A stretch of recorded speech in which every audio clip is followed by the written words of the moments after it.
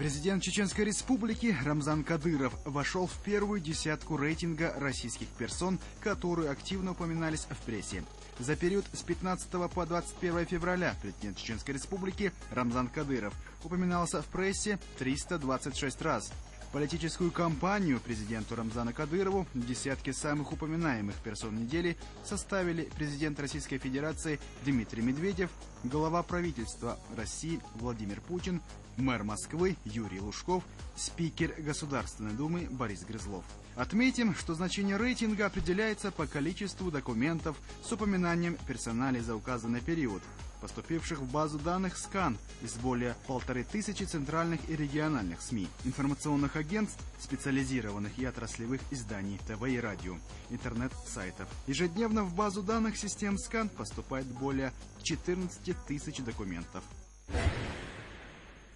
Информация о том, что грозницы якобы отказались от контрольного матча с днепропетровцами, появилась на официальном сайте футбольного клуба «Днепр» в минувшие выходные. Комментируя эту новость, представитель футбольного клуба «Терек» на официальном сайте «Терека» заявили: информация на официальном сайте Днепра о том, что Терек отказался от контрольного матча, нас просто шокировала. Действительно, на 21 февраля была достигнута договоренность о проведении матча между нашими командами. Однако за день до игры, 20 февраля, днепропетровцы поставили известность в штаб Терека, что они отказываются от игры, мотивируя отказ нежеланием портить себе настроение после победы над ЦСКА и тем, что им нужен соперник послабее.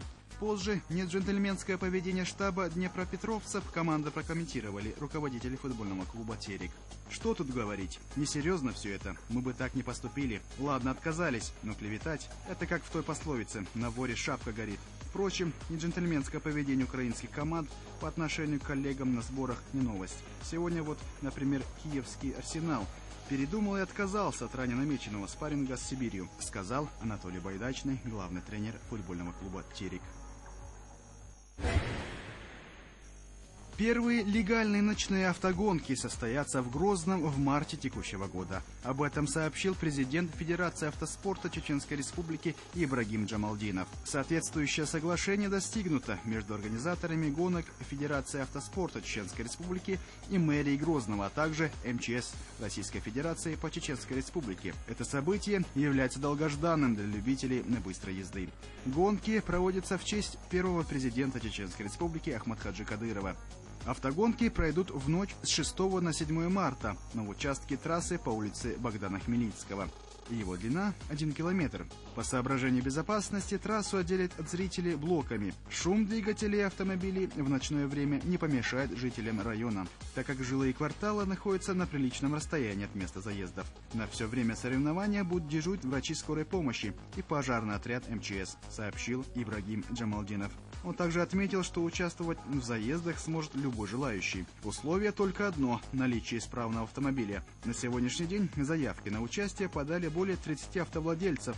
Все они пройдут медицинский осмотр. Их автотранспорт также будет проверен технической службой. При обнаружении неисправности автомобиль не будет допущен к соревнованиям, сказал Ибрагим Джамалдинов. В Чеченской Республике отметили скорбную дату – 66 лет со дня депортации чеченского народа. В память о жертвах сталинских репрессий во всех мечетях читали молитвы. В районах совершались религиозные обряды зикр. Жертвоприношения с чтением мавлидов. Прошла широкомасштабная акция. Всем малоимущим семьям республики оказана продуктовая помощь. В администрациях муниципальных образований, учебных заведениях прошли встречи жертв геноцида с подрастающим поколением. Участники вспоминали события 1944 года. В городе Шильтигейм, недалеко от Страсбурга, состоялся чемпионат Франции по вольной греко-римской и женской борьбе. Среди 300 сильнейших спортсменов страны сразу 2 чеченских спортсмена по вольной борьбе стали чемпионами Франции в весовой категории 84 килограмм. Звание чемпиона Франции подтвердил Сейд Ахмед Итаев. который является лидером французской сборной в этой весовой категории и в прошлом году участвовал в чемпионате мира в Дании под французским флагом. На нынешнем чемпионате в весовой категории Тайва собралось 22 претендента на призовые места, но Саид Ахмед без особого труда справился с соперниками. Об этом свидетельствует тот факт, что 4 схватки подряд он выиграл с одинаковым счетом 4-0, не отдав соперникам ни одного балла. А в финальной схватке победил со счетом 3-1. В следующей весовой категории 96 кг среди 19 участников в борьбу за медали включился Муслим Сайпулаев. Тренер и действующий спортсмен Сайпулаев провел на ковре 4 победных схватки. В финале ему противостоял Андрей Масида из известной во Франции борцовской семьи, чей отец раньше тренировал сборную страны. В городе Бенгази, Ливия, на церемонии празднования дня рождения пророка Мухаммада, да благословит его Аллах и приветствует, состоялась встреча между лидером ливийской революции Муаммаром Каддафи и находящимся в этой стране по его приглашению президентом Чеченской Республики Рамзаном Кадыровым. Муаммар Каддафи дал высокую оценку достижениям под руководством президента Чеченской Республики Рамзана Кадырова при поддержке Федерального центра по развитию экономики республики и налаживанию в ней стабильности и порядка. Рамзан Кадыров поблагодарил Муаммара Каддафи за приглашение. Он подчеркнул, что для него большая честь находиться на праздновании дня рождения пророка, да благословит его Аллах и приветствует, в котором принимают участие видные религиозные и политические деятели, руководители государств и правительств. Выступая на празднике перед десятками тысяч ливийцев, Муаммар Каддафи заявил: «Мы в свое время советовали чеченскому народу окончательно решить вопрос нахождения в составе России.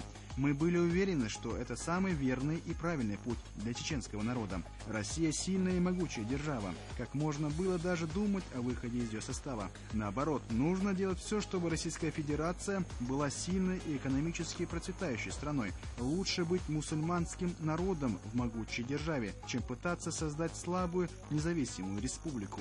Россия стоит на демократическом пути развития. Руководство этой страны объявило о поддержке мусульман мира».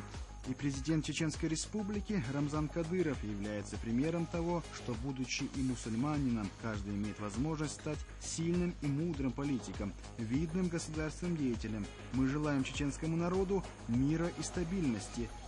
Его слова были встречены собравшимся возгласами одобрения. После завершения церемонии празднования дня рождения пророка, да благословит его Аллах и приветствует, и совершения коллективной молитвы, Муаммар Каддафи дал торжественный ужин в честь глав государств, правительств и религиозных деятелей, принявших участие в торжествах. На ужине в полном составе во главе с Рамзаном Кадыровым присутствовала и вся делегация из Чеченской Республики.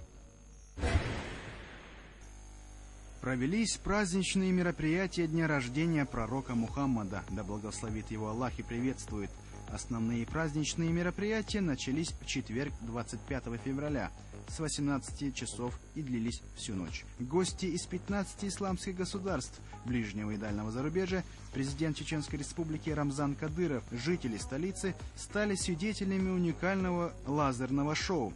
А на рассвете, перед утренней молитвой, небо Грозного и еще 5 городов республики озарили праздничные салюты. Празднования транслировались в прямом эфире республиканского телеканала «Грозный». В центральной мечети Грозного, сердце Чечни, вместимостью 10 тысяч человек, проходил обряд зикр. В этот же день родители, у которых в ночь с четверга на пятницу произошло пополнение семейства и которые назвали новорожденных мальчиков именем Мухаммад, а девочек именем матери пророка, да благословит его Аллах и приветствует Аминат, имени его жен Аиша и Хадижат или именем его дочерей Фатима, Ума Кулсам, Рукият и Зайнаб, получат подарок по $1000. По сообщению Министерства здравоохранения Чеченской Республики, на 9 часов утра в республике родилось 67 детей. В день священного дня общественным фондом имени Ахмад Хаджи Кадырова проведена благотворительная акция. 20 тысяч малоимущих семей по всей республике получили продукты питания. От Министерства труда, занятости и соцразвития Чеченской Республики продуктовую помощь получили 30 тысяч семей. Еще 4 семьям вручили по 5000 рублей.